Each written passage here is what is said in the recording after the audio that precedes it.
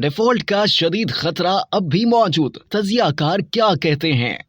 तजियाकारों ने बजट से मुतालिक वफाकी हुकूमत के दावे को गलत करार देते हुए कहा है कि हुकूमत ने बजट इलेक्शन को सामने रखकर बनाया। तजियाकार महमूद सरफराज ने कहा कि हुकूमत का यह दावा बिल्कुल गलत है। हम इस्तेहकाम की तरफ नहीं आए बल्कि शदीद खतरे में हैं। किसी भी माशी माहिर कारोबारी शख्सियात से बात करें तो हम खतरे में हैं। IMF ने अगर नवा रिव्यू नहीं दिया तो डिफॉल्ट का शदीद खतरा है और हमें नजर आ रहा है। महमल का मजीद कहना था कि अगले माली साल में बैरूनी अदायगियों के लिए $25 अरब चाहिए। इसका इंतजाम IMF के बगैर नहीं होगा क्योंकि IMF के बगैर कोई भी बैन अल-अक़वामी इदारा आपको पैसे नहीं देगा। हुकूमत का ये दावा बेबुनियाद है और इसलिए भी बेबुनियाद है क्योंकि पिछले बजट का एक भी हदफ ये पूरा नहीं कर सके। तजियाकार मजहर अब्बास ने कहा कि महंगाई का ताल्लुक गवर्नेंस से होता है और बदकिस्मती से पाकिस्तान में कोई भी हुकूमत हो उसके गवर्नेंस के मामला तो बहुत खराब होते हैं, जिसकी वजह से महंगाई बढ़ती जाती है। ये बजट इलेक्शन को सामने रखकर बनाया गया है और शायद इसीलिए पिछले साल से बात की जा रही है कि अपना टैक्स नेट बढ़ाएं। हमें इस बजट में वो नजर नहीं आता।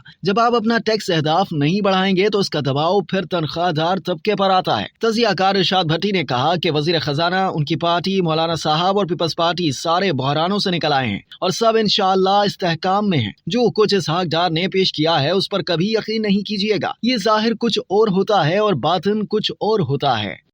अब तक के लिए इतना ही। मज़ीद जानने के लिए सब्सक्राइब कीजिए डेली जंग यूट्यूब चैनल और लाइक कीजिए डेली जंग फेसबुक पेज।